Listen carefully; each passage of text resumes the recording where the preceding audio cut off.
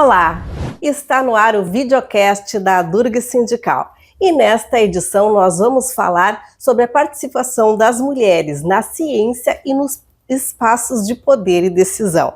A nossa entrevistada é a reitora da Universidade Federal do Rio Grande do Sul, Márcia Barbosa. Olá! Olá, tudo bem? Bem-vinda, reitora, ao nosso programa, e hoje nós estamos aqui no gabinete para falar sobre um tema tão importante que é a participação das mulheres na ciência e também nos espaços de poder e decisão. E para iniciar eu vou fazer minha autodescrição.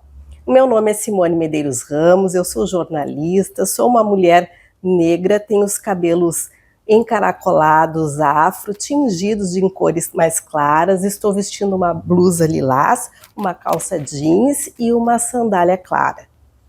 Eu sou Márcia Barbosa, sou física teórica e estou reitora da URGS e estou usando um blazer com rosa bem clarinho, vestido com fundo rosa e detalhes azul, e sou uma mulher branca de cabelos escurecidos artificialmente.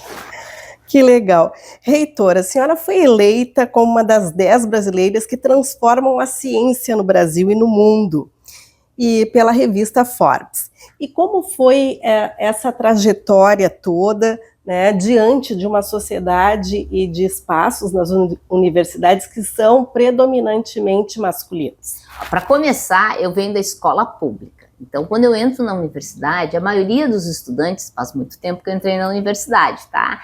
Eram provenientes das escolas privadas. Quando eu entro na física, ainda tem um segundo elemento que eu olho, e onde é que estão as mulheres na física? Não tinha quase mulheres na física. Tá? Não tinham quase mulheres em cargos altos, mas também não tinham quase estudantes. Então, assim, tu te sente um pouquinho, eu sou uma impostora, o que eu estou fazendo aqui? Mas ao contrário de me fechar, eu disse, não, eu vou participar dessa vida, né? Então, além de estudar, e física tem que estudar muito, a gente também convivia com os colegas, a gente participava, eu participava como concorrendo para ser representante estudantil, fui presidente do diretório acadêmico, tive uma vida nessa comunidade da universidade. Na sequência, eu fiz mestrado, doutorado, e aí quando terminei o doutorado, eu fui para um estágio no exterior de 2 anos que a gente chama de pós-doutorado. Pós-doutorado não é emprego, não, gente, nem é boa, nem é uma coisa de formação, tá? É trabalho por pouco dinheiro depois que termina o doutorado. Mas que tu ganhas alguma experiência, e aí eu fui para os Estados Unidos e fiquei 2 anos. E aí eu percebi que o mesmo fator de ter pouca mulher na física no Brasil, também era pouca mulher na física em qualquer lugar do mundo. Quando tu é uma minoria, tu é colocado de lado, assim, ninguém entende o que tu está fazendo ali, tu não tinhas que estar ali. E eu era uma mulher, vinda da escola pública e da América Latina, que é outro elemento na física, quem brilha geralmente são o pessoal do hemisfério norte.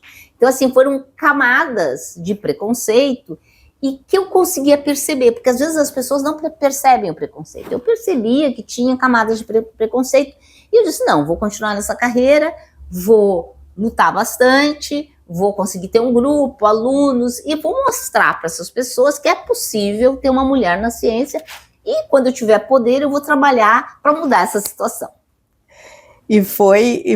Foram várias barreiras, então, até chegar nesse patamar de hoje, assim, na ciência, a sua posição hoje. Barreira tem até hoje, gente, não passa. Vocês vão dizer, não, agora ela já está há muito tempo, blá, blá, blá. Não, a gente se acostuma, mas ela não acaba. Deixa eu contar a historinha para vocês sentirem o nível da gostosura que é estar nesse lugar. Uma vez eu estava num evento científico, um evento muito legal, gente. A gente passava 3 a 4 meses num lugar, cientistas do mundo inteiro discutindo um certo assunto, tá? Uma espécie de BBB da ciência. Tá? E no meio de uma discussão, a gente discutia aquele assunto, cada um trazia suas evidências, seus elementos. Eu tinha ganho a discussão, porque minhas evidências eram muito melhores. O meu colega olhou para mim e disse, tu ganhou a discussão porque o teu perfume me atrapalhou. Vocês percebem?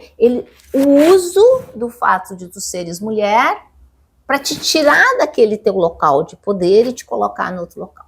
Uma outra vez eu pedi uma promoção dentro do CNPq e pressionei o comitê, e um membro do comitê disse assim, não, Márcia, mas tu estás muito bem posicionada para uma mulher. Olha o preconceito. Então, assim, E eu consegui medir isso. Como é que a gente mede isso? Eu fui lá e olhei os números, eu olhava que o percentual de mulheres à medida que avançava na carreira diminuía. Então tem uma coisa errada. Não pode o percentual de mulheres à medida que avança na carreira diminuir. Isso está errado, porque as mulheres não são menos inteligentes do que os homens e não incapazes de subir na carreira. E a gente chegou a descobrir num trabalho que para estar no mesmo nível no CNPq, as mulheres tinham que ter mais artigos. Tá? Então, inclusive, tinha algo de concretude. Com esse artigo, o CNPq foi lá e mudou rapidamente o ordenamento e corrigiu esse fator. Então, a gente passei a olhar muito números sobre questões de mulheres e, com isso, tensionava para ter políticas para mudar as coisas. Foi uma grande vitória.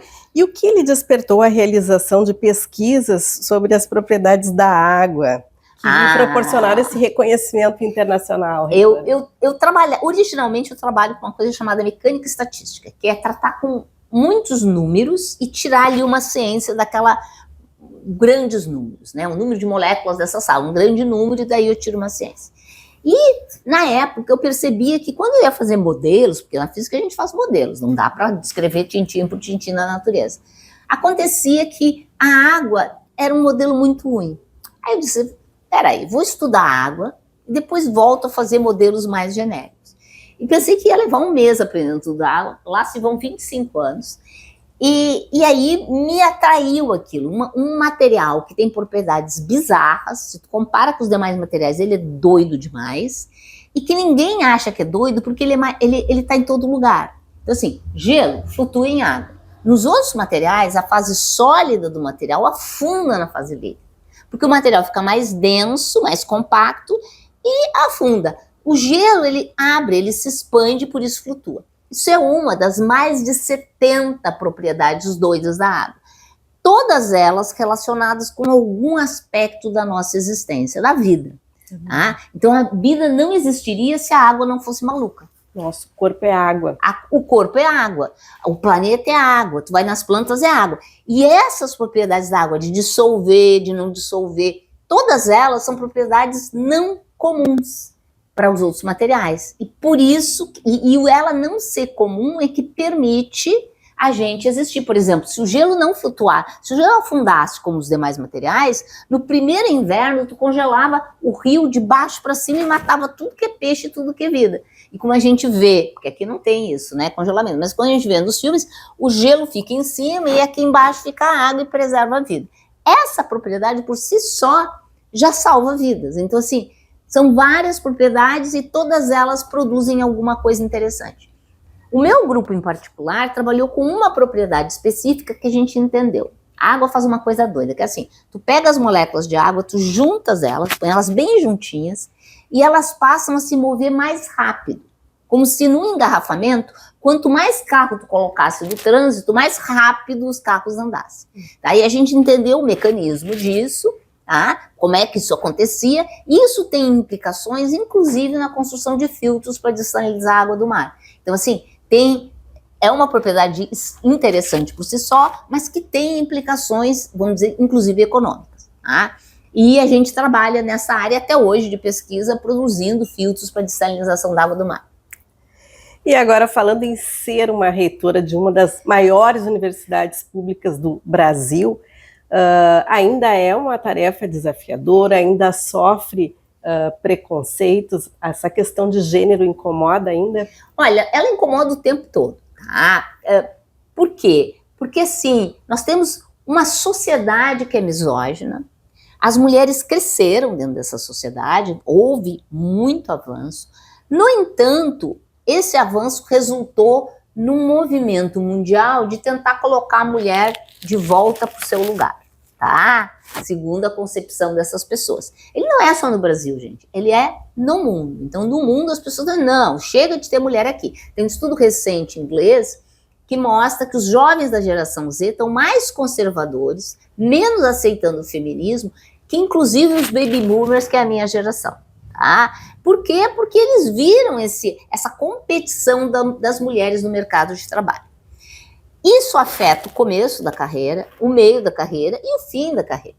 Por quê? Porque competição é isso. Tu vais usar os elementos que a sociedade te dá e um desses é o machismo. Então, Fora isso, eu sou uma pessoa bastante expansiva e que não abro mão da minha comunicabilidade. Isso também incomoda. Então, assim, são coisas. A gente trouxe uma gestão inclusiva, uma gestão democrática, que quer ouvir as pessoas, que criou uma pró-reitoria de ações afirmativas e equidade. Então, assim... Tem bastante empatia com os estudantes isso, também. Isso, tem uma relação boa com os estudantes. Então, assim, toda essa relação que traz inclusão, feminismo e traz comunicação irrita muita gente. As pessoas ficam pensando, não era para ela ser assim, ela tinha que ser aquele perfil de ser reitora. Agora, é muito engraçado, porque como eu comecei a minha carreira como física teórica, as pessoas esperavam aquele perfil, tá? A lá Sheldon Cooper, para quem assiste The Big Bang Theory, aquele estereótipo. Quando eu entro como reitora, querem me colocar de novo na caixa, tá?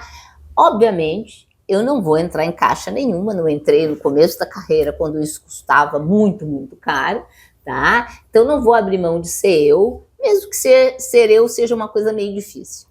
E a senhora tem implementado essas ações de combate ao machismo e à misoginia dentro da URGS? Sim, nós temos trabalhado com isso, tem muitos grupos que trabalham com isso, nós temos grupos que fazem projetos de extensão aqui dentro com isso, nós estamos criando os melhores fluxos na ouvidoria, criamos uma corregedoria dentro da lei, porque como antes tinha implementado um sistema aqui que estava completamente desqualificado, implementamos, trouxemos uma corregedora de fora para descontaminar o sistema e estamos estabelecendo esses fluxos. Nesse momento, nós estamos finalizando um questionário que nós vamos passar por toda a comunidade da URGS para entender, medir, eu só acredito em coisa que eu possa medir o assédio moral e o assédio sexual dentro da universidade, além dos canais da ouvidoria, porque muita gente não denuncia. Então, eu quero entender em que pé estamos. A gente forneceu um curso para todos os gestores, toda a administração central teve que fazer, diretores, diretoras e gerentes tiveram que fazer, ensinando o que é assédio. Parece coisa doida a gente ter que ensinar, mas a gente sim precisa ensinar o que é assédio e a gente pretende expandir esse curso para o resto da comunidade da URGS. As pessoas precisam saber que dizer gracinha, aquela piadinha de mau gosto, aquilo é assédio. As pessoas precisam aprender. As pessoas têm muito medo também de denunciar esse tipo de caso. Isso, por isso o questionário vai ser uma medida em que tu avalias se o número de denúncias, que é o que chega à ouvidoria, está do tamanho da nossa comunidade. E vai entender do que as pessoas têm medo. Porque o questionário é um questionário longo que traz não só o que aconteceu, mas por que tu respondeu, por que tu não respondeu, que medos tu tens, para entender o medo da comunidade, mas realmente, eu compreendo o medo de denunciar, porque tu pode estar denunciando alguém que seria importante para tua carreira depois. E a sua força como pesquisadora, reitora, tem incentivado outras meninas e mulheres a ocuparem mais espaço na ciência? Olha, eu recebo todos os dias, eu sou uma pessoa de Instagram, tá? Todos os dias eu recebo mensagens de jovens se sentindo estimuladas. Algumas pessoas me pedem, Márcia, grava um vídeo para minha sala de aula. Aí eu passo o fim de semana fazendo isso, de gravar vídeo com a ajuda do meu marido, tadinho, ele tá virando... Coitado, ele nem consegue ser, é minha faixa etária, né? Então a gente é outra geração. Fica segurando a câmera para eu poder gravar o vídeo, para mandar para as escolas. Eu acho que é muito importante essa comunicação de que uma mulher no poder traz outras mulheres para o poder. E isso para mim é muito claro, porque a gente fez um artigo com uma das minhas alunas, que a gente mediu o percentual de reitoras no Brasil ao longo do tempo, e o período que teve um maior aumento disparado de percentual de reitoras foi durante o governo Dilma. Ter uma mulher no poder induz outras mulheres quererem ir para o poder. Como é importante esse espaço, ocupar esse espaço. E que outras ações das universidades, poder público, né, podem contribuir assim com a permanência das mulheres na ciência? Tá, nós estamos agora buscando uma iniciativa que é a implementação de uma cuidoteca. Cuidoteca é um espaço para, durante o período noturno, quando não tem nenhuma assistência para os filhos, as mães e pais poderem trazer seus filhos para ficar lá, para poder assistir às suas aulas. Então, é uma ponte com uma emenda parlamentar, mais do que a gente está trazendo do Ministério de Desenvolvimento Social, para fazer essa construção. Acho que é importante. expandir os locais de acolhimento, como temos em algumas das unidades, para fazer esse local onde uma mãe pode sentar para tirar leite, para amamentar seu filho, também é outra ação que a gente está buscando expandir agora esse ano. Mas tudo com muita luta, porque o orçamento está desse tamanho. Agora, um tema bem importante. E sobre o feminicídio, reitora? Nós estamos em pleno mês das mulheres e isso tem, esses casos de feminicídio têm aumentado bastante no Brasil.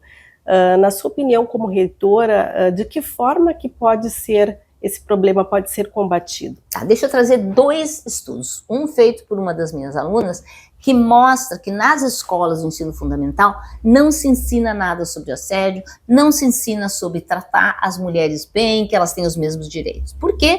Porque teve aquele momento em que a gente tinha toda aquela ideia de que a gente tinha uma ideologia de gênero, e os professores e professoras estão com medo de falar do assunto. É fundamental as escolas voltarem a falar. Essa estudante está montando uma cartilha para ajudar as escolas a falar desse assunto. E por que esse assunto lá atrás dialoga com o que está acontecendo agora?